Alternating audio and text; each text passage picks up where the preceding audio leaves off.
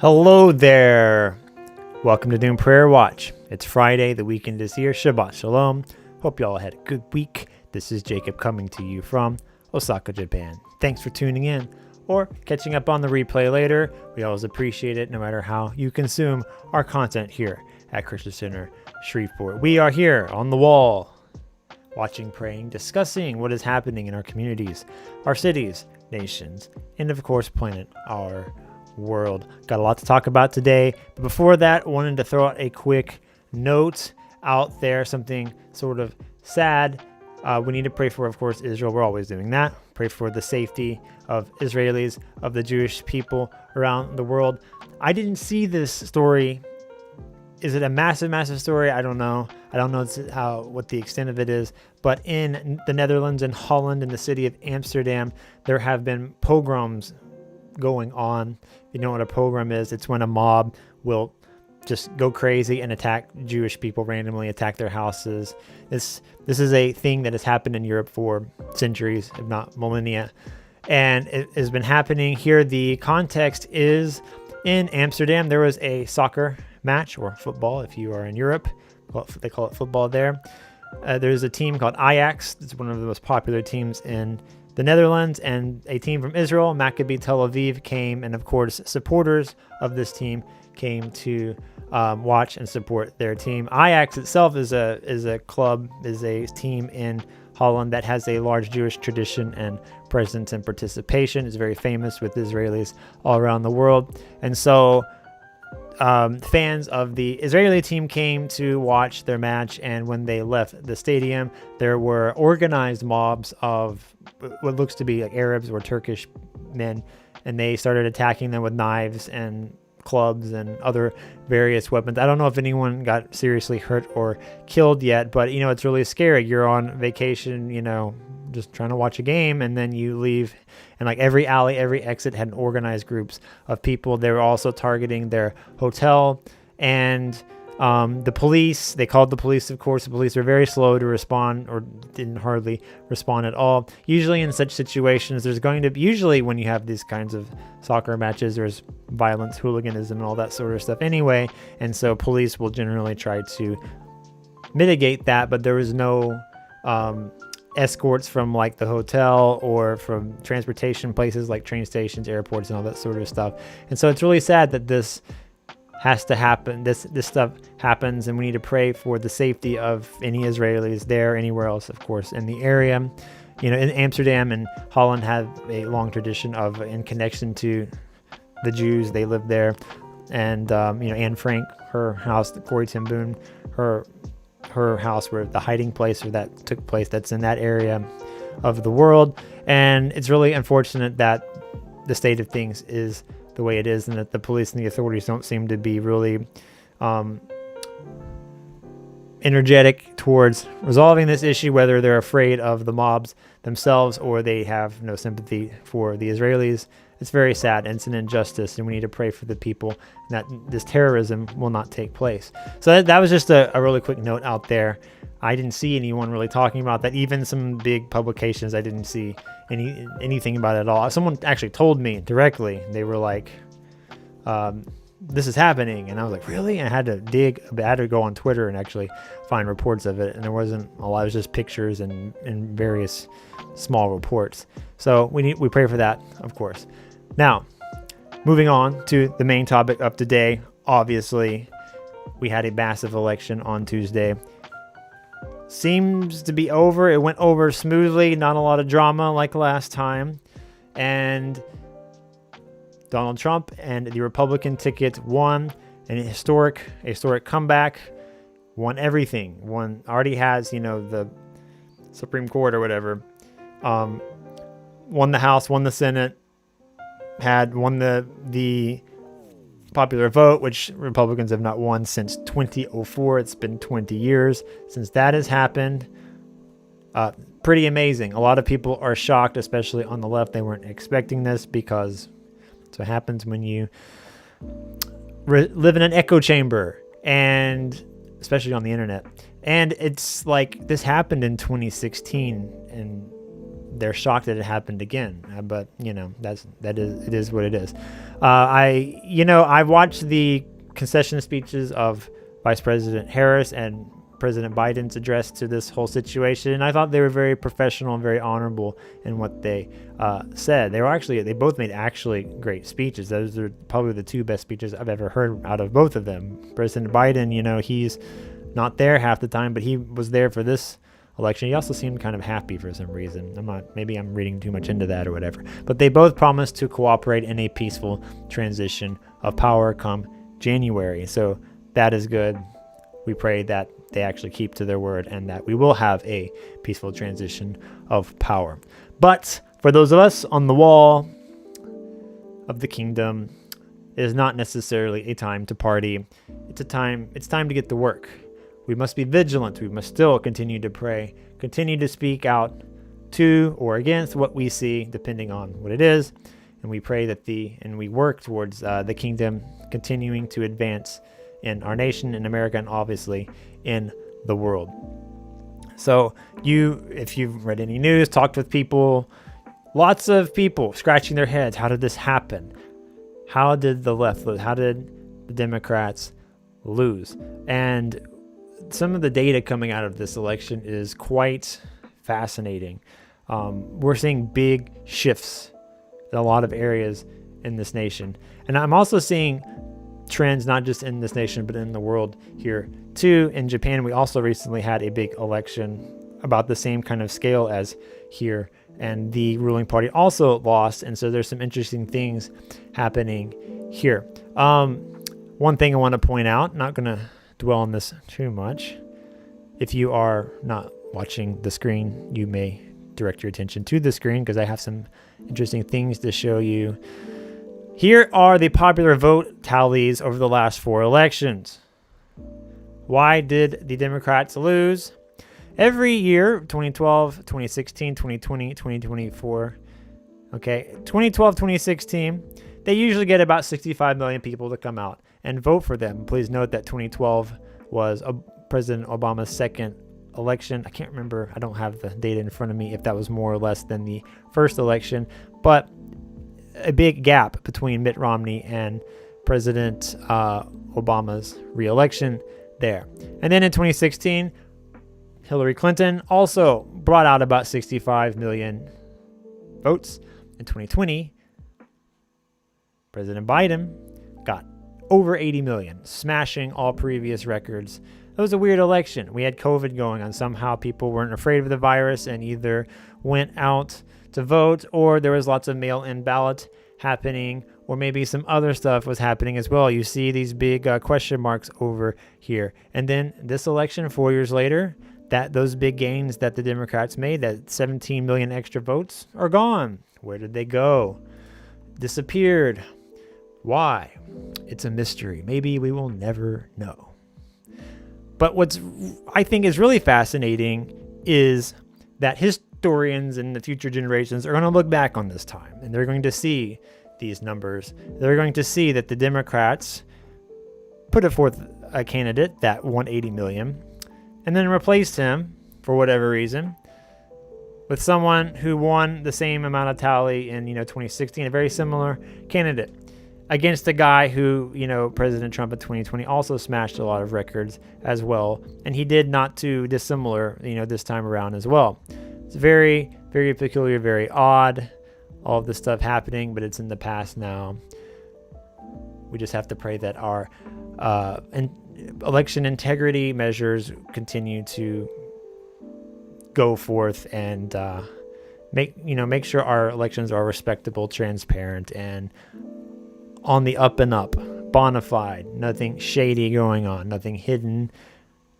Anyway, we're not going to get into that anymore. That horse has been beaten so much it's tender enough to eat now, as my professor always used to say. In terms of policy and rhetoric, I don't think the left, though, realized why they lost. I don't see the humility or self-reflection needed to, learn from your mistakes here. I see a lot of finger pointing, a lot of blaming, a lot of name calling. I tuned into MSNBC after the election was called to see their reactions. They were not happy, of course, and they were attacking a lot of the demographics that switched over to voting for President Trump, especially the Latino community. Latino switched like 30 points over to the Republican side, which is kind of crazy. And they were calling them lots of bad names, lots of terrible things. And, you know, in my opinion, that's not a good strategy to convince people to rejoin your side. I hope that the days of emotional manipulation are over, the name calling, the identity politics. To be honest, it's demonic. It's unbiblical. We in the kingdom need to make sure that we don't engage in it, in that same behavior. I do see Christians doing this sort of stuff. You try to manipulate someone depending on who they vote for rather than argue with them or debate with them from a place of reason, a place of love. So we can't be like them. We have to learn not to do that sort of stuff. I do see a lot of old school Democrats, like, you know, from 20, 30 years ago when they were really popular. They're trying to talk sense into this current generation, but they're not listening. They're not listening. Plugging their ears. Nope, it's not the reason. It's this other fake reason over here. At this rate, I don't know if the Democrats can actually bounce back from this in the long term. They don't have a future. They don't ever plan for the future. They're always worried about the next election rather than later on down the line. Maybe someone will arise, but I don't think they have a future. They don't have candidates that are popular, that are connecting with people. There's always some sort of issue with the people that they put forth. So we'll see. You know, time will tell. But I think in the long term, they're in trouble if they continue along this path. But of course, their loss is not a matter of policy or necessarily economic circumstances, although those are factors. There are also philosophical and spiritual conflicts going on behind the scenes. Other programs with professional pundits, they're going to talk all about the political and natural reasons. We're here, of course, talking about the spiritual reasons. What can we learn from? What knowledge and insight can we gain? And if you ask me, it's a couple of things here. Going to slide into this next point here. Precedents.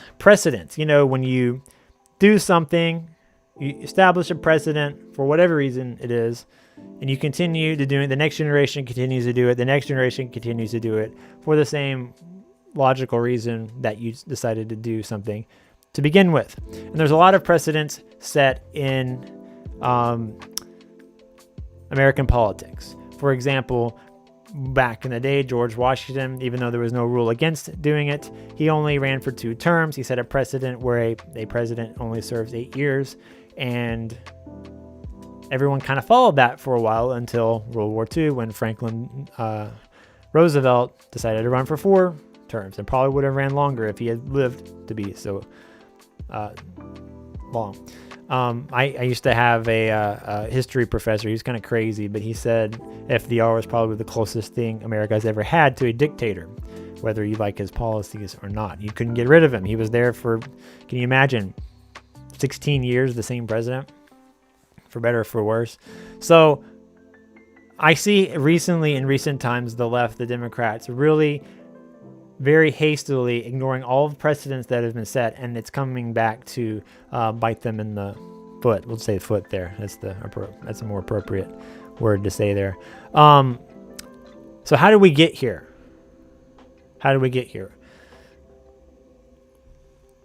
When we talk about the Bible, we talk about the lessons learned from the Bible, obviously. Understanding what your forefathers did, understanding the wisdom that they learned, very important for us to study, us to learn as well. What they did got us to where we are today. And if we don't learn what they did, we're going to go back to where they were. History repeats itself, as it says. Those that don't know history or learn from history are doomed to repeat it. When we're talking about precedents here, the Bible, of course, says, Proverbs 22, verse 28, do not move an ancient boundary stone set up by your ancestors. Your ancestors have done things. If you know it's a bad thing and you know it's like not a good reason, then it's one thing to overturn that. But if you don't know, or you disrespect their wisdom and their experience, it's going to come and bite you. Okay, so if we don't learn from the progress that they've made, we will undo their progress. And that's really ironic, given that the people on the left are called progressives. Okay, so from 2008 on, I began to see, that's when I was becoming of age. I became an adult around that time. I was graduating university around that time. I began to see the left abandon precedent and tradition, both politically and culturally. And almost 20 years later, that's defeating them. I could go on and on about the culture, like entertainment, media, arts. I talked about that a couple of weeks ago, actually. And they're losing this young generation, which I'll talk about here in a second here. But politically, they are floundering right now because of it. Back in the day, before my time, I have heard, I don't know, I wasn't alive and I'm not a historian, but the Democrats started treating the Supreme Court as a tool to legislate policy from. That is not the role of the Supreme Court. The legislative branch, the Congress, is how you legislate policy. You pass laws, and that changes what happens in your country. But it's hard to do that when you got to compromise and be bipartisan and work with the other side. It's easier just to find a shortcut, and shortcuts, of course, will come back to get you. In 2013, I was reading earlier this morning, because this is kind of how we got to the situation where we are today. In 2013. When Obama was in power, the Democrats wanted to... Obama really pushed the party more so to the left, and the Democrats attacked the... I can't go and explain all of this, but they attacked the filibuster, which would allow... Basically, it... if you need a new cabinet member or a Supreme Court justice or something, you have to have 60 votes in the Senate in order for them to pass. And usually one party doesn't have 60 votes, which we call a supermajority. So you have to work with the other side in order to get stuff passed. Well, the Democrats didn't want to work with the Republicans back then, and so they ignored precedent and they triggered what is called the nuclear option, and they changed the rules to allow a simple majority. If 51 people vote for whatever, and then it passes. And the minority leader at the time, Mitch McConnell, said, if you do this, I will make you regret it, which he did in 2017. The GOP, the Republicans, expanded these Democratic rule changes to include Supreme Court justices. They left that out because they knew it's probably not a good idea for them in the long run, but they did it anyway. And that allowed President Trump to get 3 Supreme Court justices in only 4 years, which is pretty significant. This led to Roe versus Wade being overturned in 2022, and abortion became one of the primary campaign issues of the Democratic Party in this election. And I think that was a big part in them losing, because the economy and your status quo is a lot more significant than rights of abortion. You can't put food on the table, other stuff stuff doesn't really matter there. So that's kind of how the Democrats have kind of shot themselves in the foot, and that there's a lot of other reasons too, but that led to them losing here. In my opinion, this is my opinion, you can ignore it, you can take it for what it is. I think that the Democrats, if they were smart, they could win every single election. They could maintain control of the USA as a one-party rule, basically. Here in Japan, that's basically what the ruling party does. They're very conservative in changing their policy. And because of that, they're very stable, very predictable. People feel safe with them, and they keep voting for them, and they hardly ever lose. That being said, the Democrats have not realized that the game has changed. They used to be very good at winning elections in general, but the game has changed. Their side is now very impatient. They ignore precedent. Lately, they make dramatic changes to policy and tradition, and they adhere to outdated tactics that won them elections in the past. The game's changed, though. Patience and self-control are fruits of the spirit, and their side is lacking in such fruit for obvious reasons. The ways of the Lord lead to success. The ways of the flesh lead you to defeating yourself. I saw a lot of perpetuations of, this is a big one, a lot of hoaxes and propaganda from like almost 10 years ago about President Trump that has been disproven time and time again by even leftist organizations like Snopes.com. It's easier than ever to fact check stuff. People post something and you read the comments and all the fact checking stuff is right there, especially on places like Twitter. And so it's really easy to see through the lies now more than ever. I think they also lost because the media landscape is changing. The legacy media, as they're calling it now, is losing its influence. They're in their own world, and they're not impacting the culture as much as they are used to. Social media, places like Twitter, X is what it's called now, the podcast world especially, they circumvent the legacy media. President Trump made gains in every age group.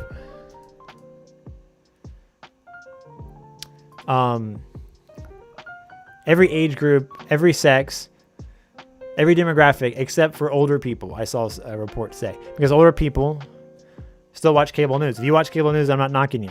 I'm just saying that young lads out there, lads and gals, they're not watching MSNBC, Fox, CNN, and all of those outlets anymore. And so those outlets' influence on society is being reduced. I have a graphic here. This is pretty crazy, actually. If you look on the screen, if you're watching at home, this is the shift. We're talking about high education, high income people and low education, low income people. We flipped. We've done a complete 180 compared to the Bill Clinton Bob Dole election in 1996. That was the first election I remember growing up. I was a young lad at the time. I told a story about that on here not long ago. But Trump 2024, the people that voted for him would be the people that would vote for Clinton in 1996, and vice versa. The Democrats of today would have voted for Bob Dole back then, just based on education and income level. The policy is obviously way different, but we're seeing a radical shift here. Young people, especially like young 18-year-old men, especially, shifted way towards the right than they have in the past, like in the Obama years.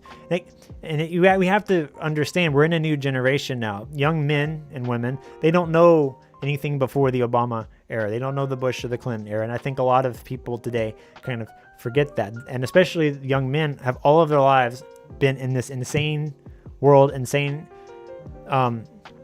situation with messaging targeting them, telling them everything's their fault when they're kids. They haven't done anything. They were just born and they grew up and everything's their fault. And there's other side saying no, this isn't true. And so of course they're shifting towards that side, much to the befuddlement of the left. And what's interesting is I'm seeing this happening here in Japan as well. In this recent election, one of the biggest voting blocks for the right-wing party here were young people, and older people were voting for the left. And this is different policy reasons, of course, but it's really interesting that we're seeing the same sort of shift happening worldwide.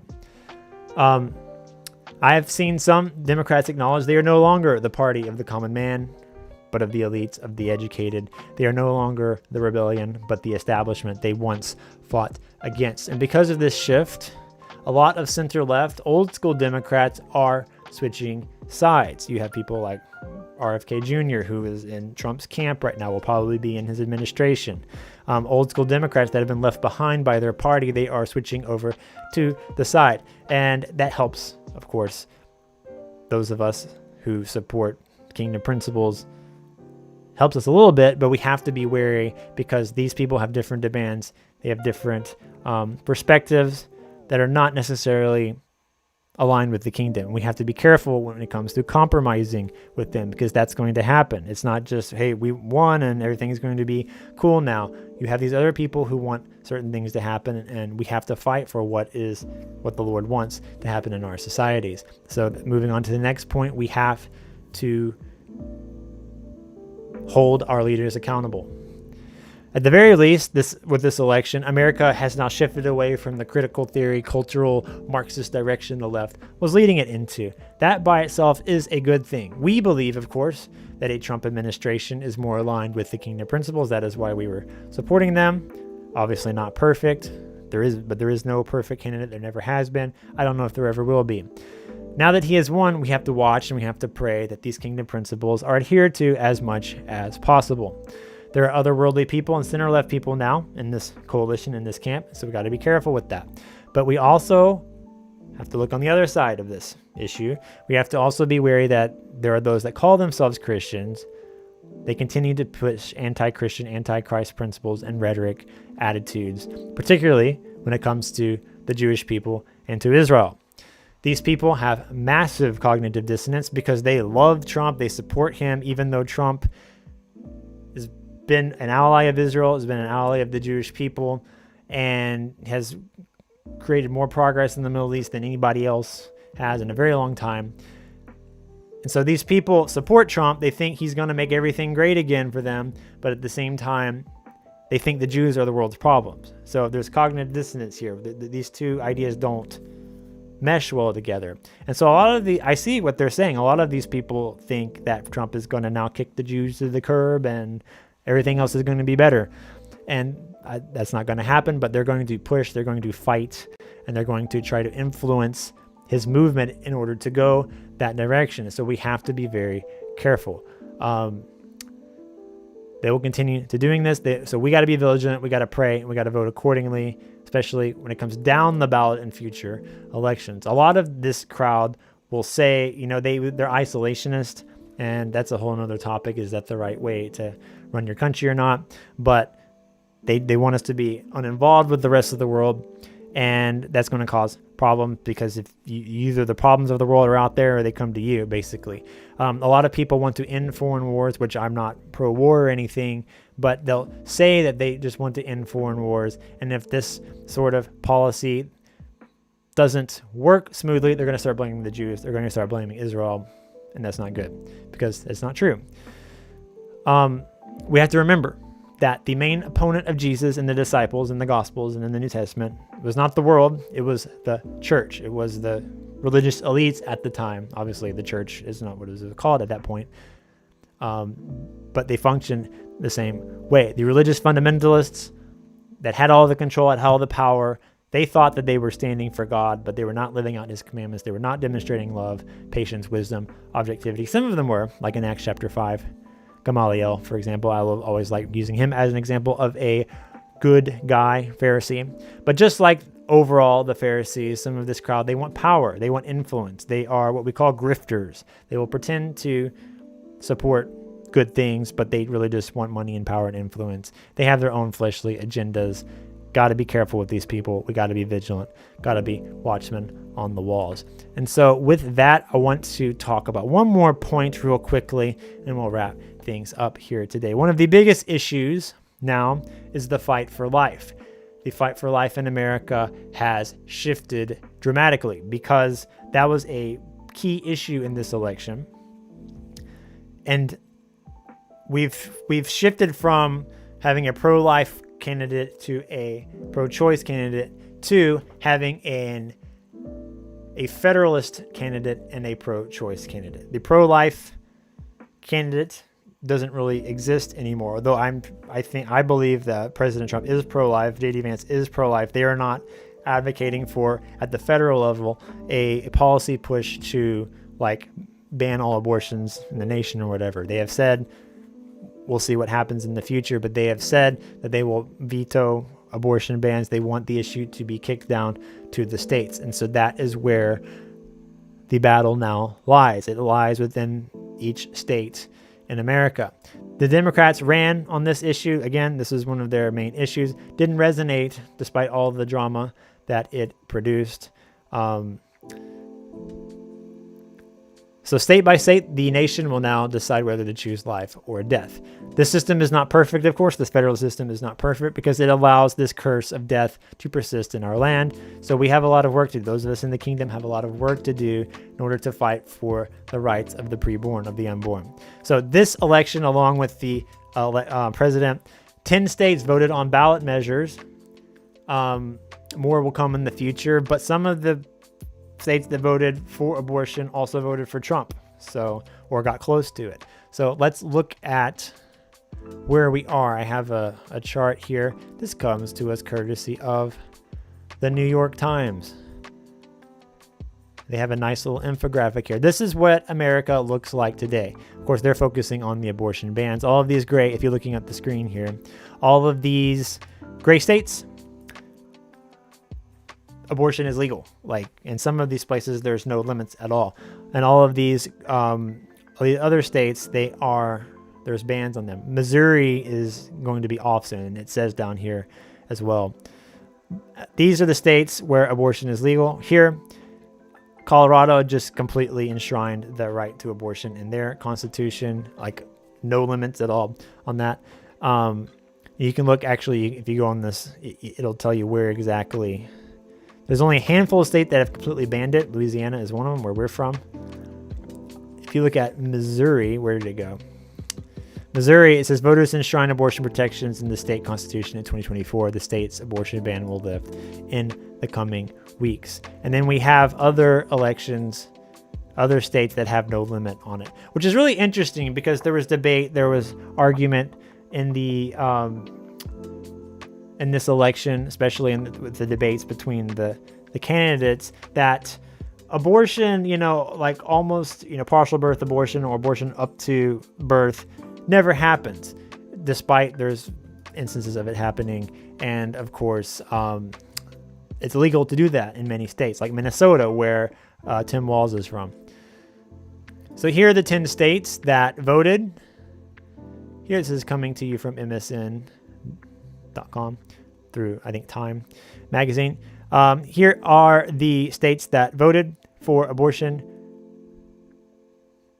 protections or restrictions. Only 3 of them voted against abortion. That was Florida, Nebraska, and South Dakota. So Arizona, and I think Nevada and Montana, all 3 of these states voted for Trump, but they also voted for abortion. Missouri also voted for Trump and voted for abortion. And and some of these are like Colorado is completely like no limit. Most of these have some sort of limit, like until the fetus is viable. There's exceptions for complications and things like that to protect the life of the mother. But like Florida in particularly, Florida is becoming very like a deep red state, what we call it. It needed 60% to pass and it got 57%. So people who support abortion will probably continue to try to get that ban lifted, restrictions removed in the state in the near future. So that is a battleground that the pro-life movement has to work with here. But I want to talk about this just for a minute. Abortion is a nuanced and complicated issue, and we're learning that now as each state decides whether to ban it, whether or not, and how far do we go. It's not just one big massive policy that affects the entire nation. So those of us that fight for life, we need to not be ignorant, because the enemies of life will twist facts and speak half-truths to further their agenda. There is a lot of fear-mongering happening now. And honestly, I'm not a medical expert. I don't know a lot of these things people are talking about. I'm in the process of learning myself. I saw this explainer graphic on social media the other day. A treatment for an ectopic pregnancy is, I'm going to try to say these correctly, a salpingectomy, that didn't work out. A salpingectomy or a salpingostomy or a methotrexate. It's not called an abortion. A treatment for a septic uterus is antibiotics and a D&C. It's not called an abortion. A treatment for an incomplete miscarriage is misoprostol or a D&C. Neither is called an abortion. None of these treatments are illegal anywhere in America. And I'm showing you this graphic because I don't know. I'm going to be honest with you. I don't know what some of these things are, these conditions. I don't know exactly what it entails. I've heard of them. I didn't know I have a surface level knowledge, but all these treatments, I'm not sure what's involved here. I don't know if they actually do constitute destroying a fetus, destroying a life, but I'm willing to admit that I don't know everything. There are things that I don't know. And we have to get on the same page, because what happens is people who are trying to destroy the lives of the preborn are using these stories to scare people and saying abortion laws are not allowing you to get these treatments in order to save your life. And that isn't true. None of these treatments are illegal anywhere in the nation.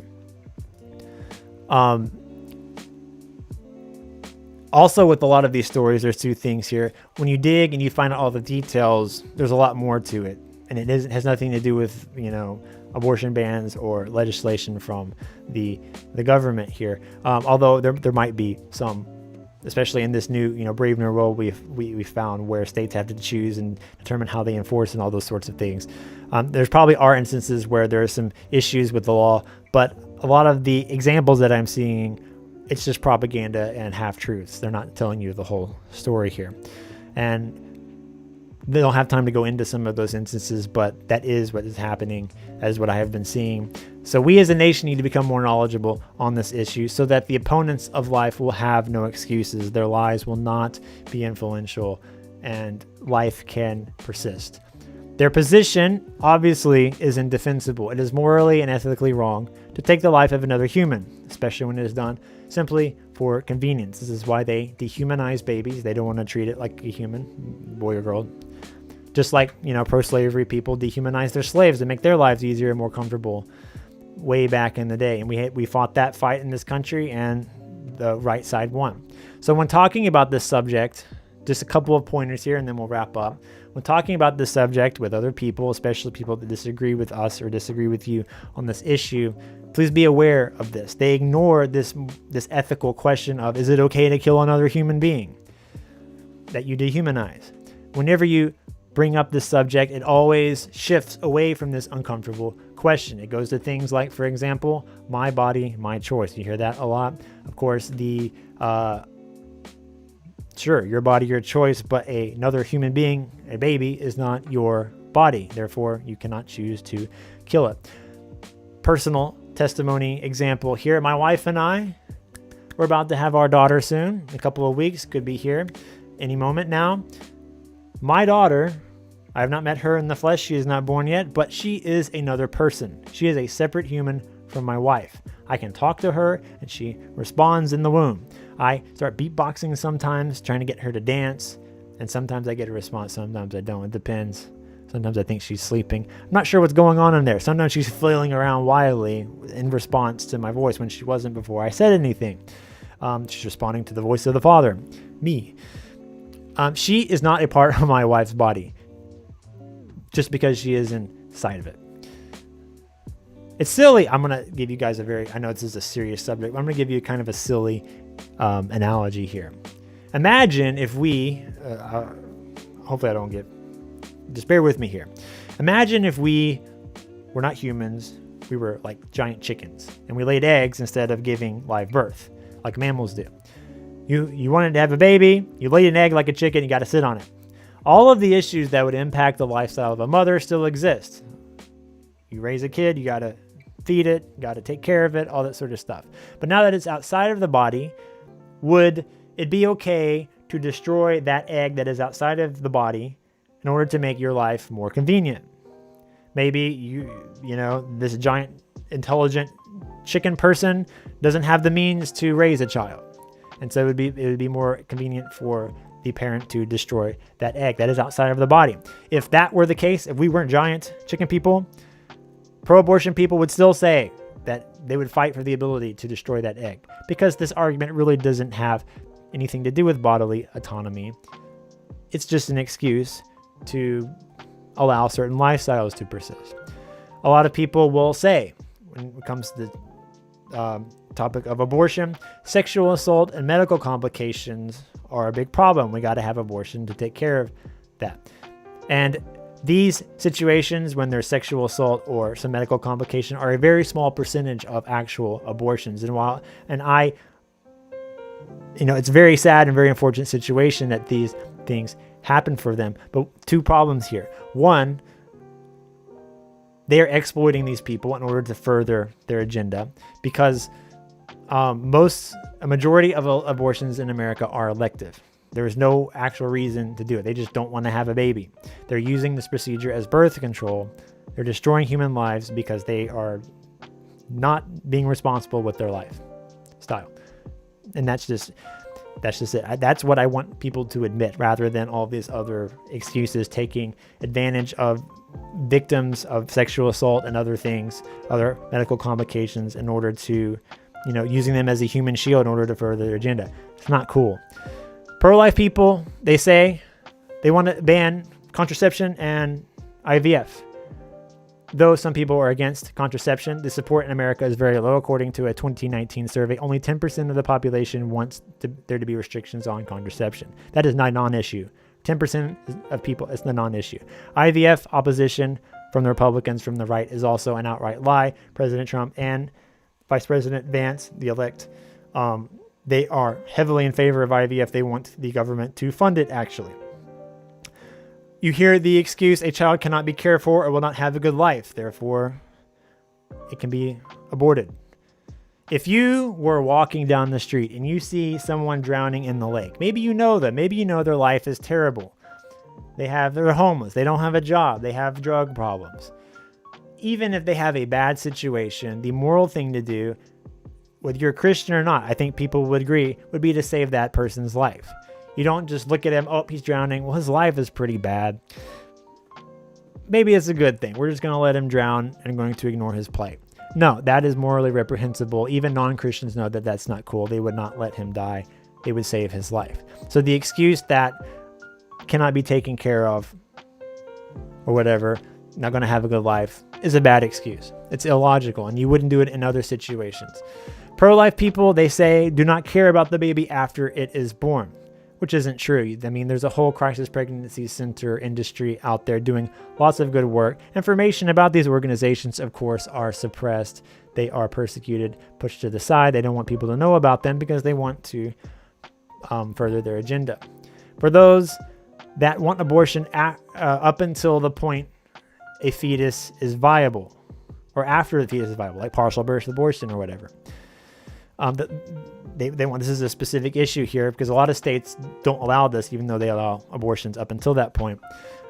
But this reason isn't really fly either, because babies after they are born outside of the womb are not viable life forms by themselves. They can't walk, they can't fend for themselves, they can't get food by themselves. They will die if someone does not take care of them.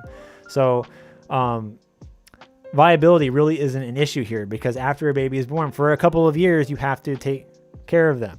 Maybe when they start walking, they can, leave you and go off into the woods and be raised by wolves or monkeys or something. But until that point, they can't fend for themselves. They can't survive on their own. Therefore, viability of the fetus really isn't an issue. No sensible person would say, we should be able to kill a 6-month-old because it's not viable. It can't fend for itself.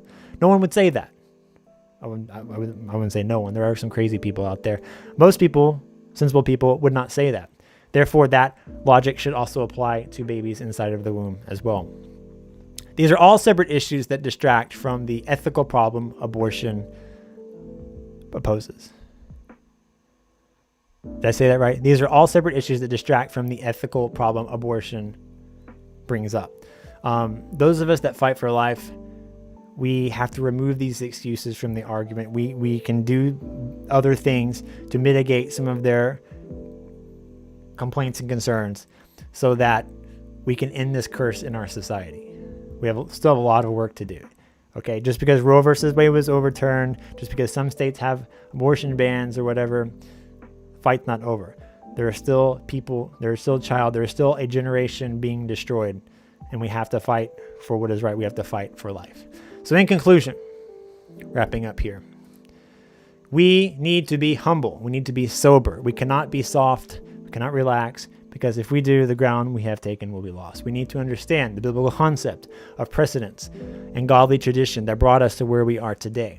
This attitude gives us access to a lot of biblical wisdom that will bring peace, it will bring prosperity to our nation. It will aid us in being a light to the world. We must hold our new leaders accountable, his movement accountable. We must continue to fight for kingdom issues such as life for the preborn, for the protection and safety of Israel.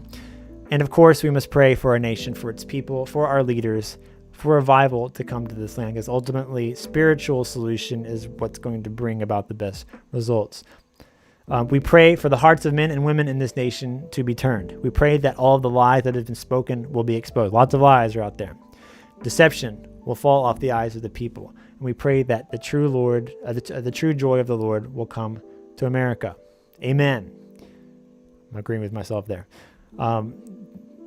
God, Holy Spirit, Jesus is the only way out of a lot of the problems that we have. We can't vote our way out of it. You can't pass laws our way out of it. You can't legislate your way out of it. We got to have transformation of the hearts of the people. The kingdom has to advance. The church has to advance in America. That might be hard. It might take a long time, but that's okay. That's what we are called to do. That is what we are created to do. We are on the wall doing those things. So when we thank you, those of us that are with us, support us, sow into us, those of us that work here at Christian Center Shreveport, that partner with us, work alongside of us, We thank you for your support, for your cooperation. We can't do it without you. We can't do it by ourselves. We got to have a body in order to function. That is the model that the Bible teaches us.